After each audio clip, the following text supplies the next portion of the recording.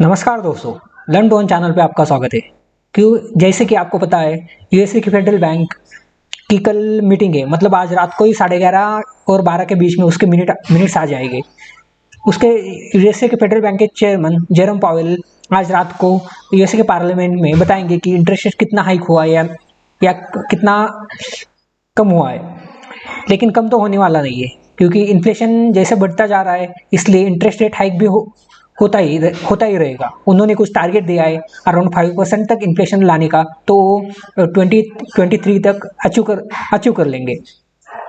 तो तब तक वो इंटरेस्ट रेट बढ़ाते रहेंगे।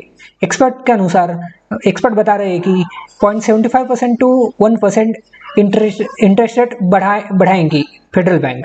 तो उससे ज़्यादा बढ़ने के बाद मुझे लगता है कि मार्केट में थोड़ा पैनिक हो जाएगा। तो अब हम देखते हैं कि कल के लिए बैंक निफ्टी और निफ्टी एनालिसिस। हम मार्केट में क्यों आते हैं कि हमें पैसा कमाना है, तो हमें पैसा ही कमाना चाहिए। हमें अपनी पैसा कमाने का फर्स्ट रूल होता है कि जो हमारी कैपिटल है उसे प्रोटेक्ट करना, तो हमें वो प्रोटेक्ट करने आनी चाहिए। इसलिए कल हमें पता नहीं क्या होने वाला है, गैप अप होने वाला है या गैप डाउन होने वाला है। क्योंकि गैप अप या गैप डाउन तो होगा ही, क्योंकि इंटरेस्ट रेट 1% से ज़्यादा हाइक किया तो गैप अप होगा। कल सुबह हमारे मार्केट के 9 बजे इम्पैक्ट पड़ जाएगा, और यूएसए को तो आज रात पे ही इम्पैक्ट होगा यूएसए पे। तो हमें अपनी कैपिटल प्रोटेक्ट करनी आनी चाहिए। तो कैपिटल कैसे प्रोटेक्ट करें? ऐसे इवेंट के दिन मुझे तो लगता है कि रिटेल ट्रेडर ने ट्रेड ही नहीं करना चाहिए, क्योंकि इवेंट के दिन तो प्रीमियम बहुत ज़्यादा होते हैं। तो इसलिए ऑप्शन सेलर्स को इसका बहुत ज़्यादा फायदा होता है, क्योंकि 400 का प्रीमियम और आउट ऑफ द मनी कोई भी ऑप्शन सेलर ने ऑप्शन सेल कर दिया तो उनका प्रीमियम पूरा, मतलब आज बढ़े हुए प्रीमियम उनको पूरा फायदा हो जाएगा। तो इसके लिए ऑप्शन सेलर को बहुत फायदा होता है। इसलिए इवेंट के दिन ऑप्शन बायर को मार्केट से दूर ही रहना चाहिए। तो मेरी यही आपको सलाह है कि आप मार्केट से कल इवेंट के दिन दूर ही रहिए, क्योंकि हमें अपना कैपिटल प्रोटेक्ट करना है और हमें मार्केट से पैसा कमाना है। जो एक आधा ट्रेड मिलेगा हमें, तो वो हम अपने प्रीमियम चैनल पे दे ही देंगे। आपको हमारे प्रीमियम चैनल से जुड़ना होगा तो आप हमारे डिस्क्रिप्शन में दिए गए लिंक से डीमैट अकाउंट ओपन कीजिए और हमसे जुड़ जाइए। आपको बताएं, मार्केट ऐसे ही छोड़ता नहीं। मार्केट दिन में आपको एक ना एक ट्रेड दे ही देगा। आपको सिर्फ बैठना आना चाहिए, मार्केट के सामने, अपने स्क्रीन के सामने बैठना आना चाहिए। तो मुझे लगता है कि आज भी मार्केट ने कितने अच्छे ट्रेड दिए। तो यहाँ हमें कितने अच्छे ट्रेड, मतलब ऊपर से जब ये बैंक निफ्टी ने ये लेवल, मतलब कल जहाँ क्लोज हुआ उसके नीचे आने के बाद हमें एक अच्छे सा ट्रेड मिल गया है। 41,400 के नीचे हमें एक अच्छा सा ट्रेड मिल गया है, और फिर से 41,400 के पास जाने के बाद हमें यहाँ एक पैटर्न मिला, जिससे वो निगेटिव पैटर्न था। तो हमें यहाँ एक पुट की पोजीशन भी मिली, और यहाँ एक पैटर्न भी मिला, और यहाँ एक पूरा कंसोलिडेशन भी मिला। आप यहाँ देख सकते हैं, ये पूरा कंसोलिडेशन भी मिला हमें। तो आप देख सकते हैं कि मार्केट आपको ट्रेड देगा, लेकिन आपको मार्केट के सामने बैठना आना चाहिए, मार्केट को ऑब्जर्व करना आना चाहिए आपको डेली।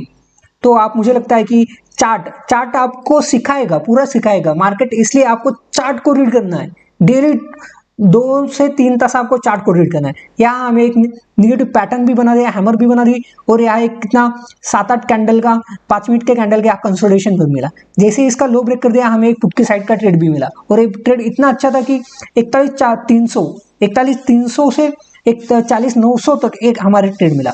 अराउंड 400 पॉइंट यहाँ हमें मिल गए, पूरे यहाँ से हमें 400 पॉइंट मिल गए। तो आप देख सकते हैं कि मार्केट कितना अच्छा ट्रेड देता है, लेकिन आपको पेशेंटली वेट करना आना चाहिए। और अगेन एक आपको ट्रेड बताता हूँ कि 40,900 के पास आने के बाद यहाँ फिर से आपको एक हैमर बनाती है, सपोर्ट के पास हैमर दिख रही होगी। ये आप हैमर दिख लीजिए, यहाँ इतनी कितनी अच्छी हैमर बनी। उसका हाई ब्रेक होने के बाद, मतलब रेड कैंडल के बाद उसका हाई ब्रेक होने के बाद, हाई के ऊपर क्लोजिंग एक कैंडल होने के बाद हमें कितना अच्छा ट्रेड मिला। तो हमने यहाँ भी कॉल लिया था। तो आप हमारे टेलीग्राम चैनल जाके चेक कर सकते हैं।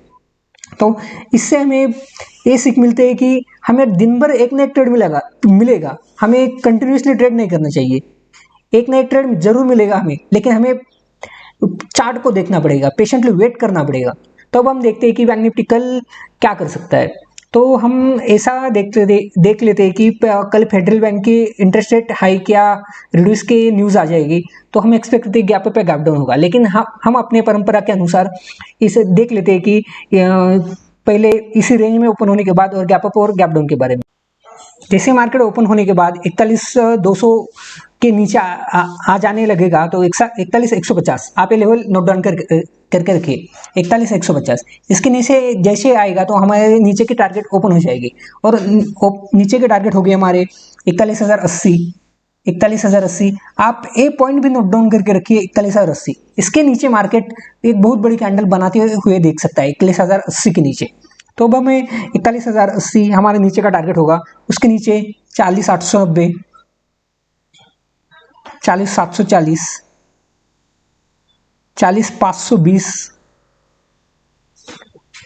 40,290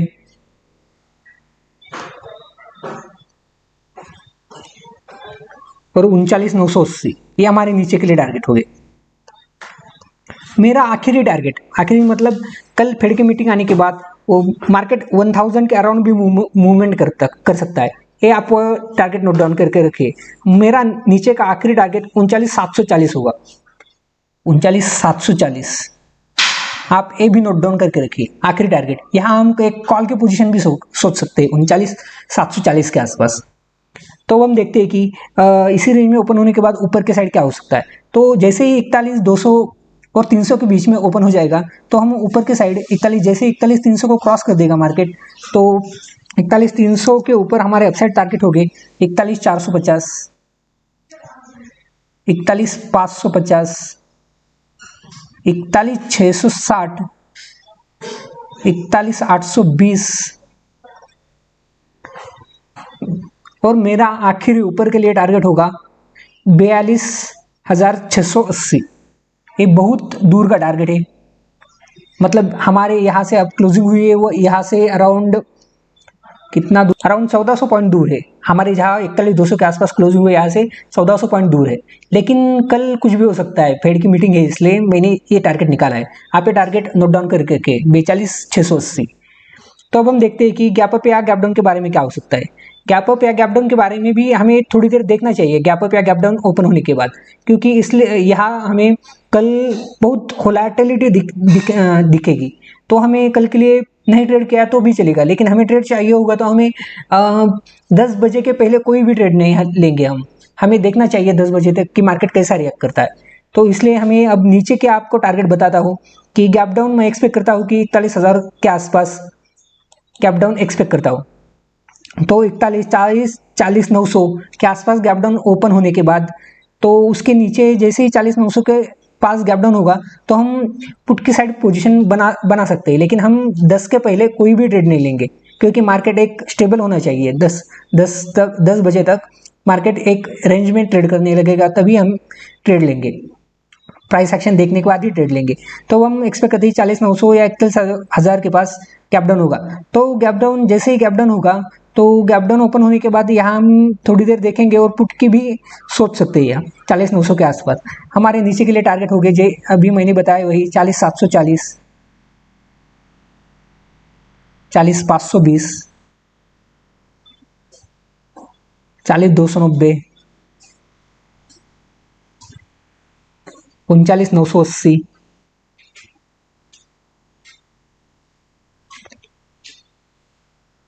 और 39,740। 39,500 और 600 के बीच में हमें एक स्ट्रॉन्ग सपोर्ट है। तो मुझे नहीं लगता कि कल 39,500 और 600 के नीचे जा सकता है, लेकिन कल के लिए कुछ भी हो सकता है। तो अब हम देखते हैं कि गैप अप के बारे में क्या हो सकता है। तो गैप अप के बारे में हम एक्सपेक्ट करते हैं कि 41,500 के आसपास गैप अप हो सकता है। तो 41,500 के आसपास गैप अप ओपन होने के बाद जैसे ही 41,550 क्रॉस कर देगा ऊपर के लिए, तो हम एक कॉल साइड की पोजीशन बना सकते हैं। लेकिन वहाँ हमें देखना चाहिए कि प्राइस एक्शन कैसे करता है। लेकिन gap up, directly gap up open होने के बाद हमें ट्रेड नहीं करना चाहिए। तो हम कल 10 बजे के बाद में ही ट्रेड करेंगे। तो ऊपर के लिए टारगेट हो गए 41,660, 41,820,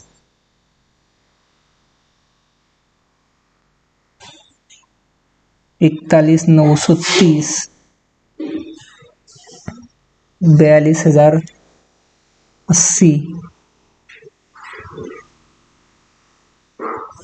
42,240, ये हमारे ऊपर के लिए टारगेट होगी। आखिरी हमारा टारगेट होगा 42,680। आप ये टारगेट नोट डाउन करके रखिए, 42,680। तो अब हम देखते हैं कि निफ्टी कल कैसे कामकाज कर सकता है। तो इसके पहले हम बैंक निफ्टी का 15 मिनट का चार्ट भी देख लेते। निफ्टी के 15 मिनट चार्ट पे एक ऐसी ट्रेंड लाइन आ चुके हैं दोनों, तो हमें भी इसका भी देखना पड़ेगा कि कल कैसे रिस्पेक्ट करते हैं इस ट्रेंड लाइन को।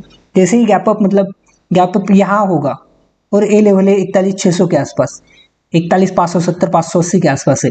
तो 41,200 से 41,600 के आसपास गैप अप होगा, तो वहाँ हमें देखना पड़ेगा थोड़ी देर। वहाँ कोई रेड कैंडल या कोई मतलब यहाँ कोई ग्रीन कैंडल या रेड कैंडल बनाता है, ग्रीन कैंडल बनाई और नेक्स्ट कैंडल ने जैसे ही उसका हाई क्रॉस कर दिया तो हमें कॉल के साइड पोजीशन बैठ सकते हैं यहाँ। और यहाँ कोई रेड कैंडल बनाई, मतलब यहाँ डायरेक्टली गैप अप हुआ, थोड़ी देर ऊपर गया और यहाँ कोई ऐसा हैमर बनाया या कोई न्यूट्रल कैंडल बनाई, जैसे ही उसका लो ब्रेक होगा तो हम यहाँ एक पुट साइड के भी सोच सकते हैं। तो और नीचे की लेवल है, इसी ट्रेंड लाइन की नीचे की लेवल यहाँ आती है, तो वो लेवल है 41,50 या 60 के आसपास, 41,50-60 के आसपास। तो मैंने पहले ही बताया कि 41,080 ये हमें लेवल देखनी चाहिए, इसके नीचे हमें बहुत बड़ी कैंडल बनती हुई देख सकते हैं हम। तो अब हम देखते हैं कि निफ्टी का एनालिसिस। तो निफ्टी कल कैसे कामकाज कर सकता है ये देख लेते हैं पहले। तो बैंक निफ्टी का ये भी एक वनडे का चार्ट है, इसी ट्रेंड, ये दोनों ट्रेंड लाइन है, हमें इसे भी देखना चाहिए कल के लिए।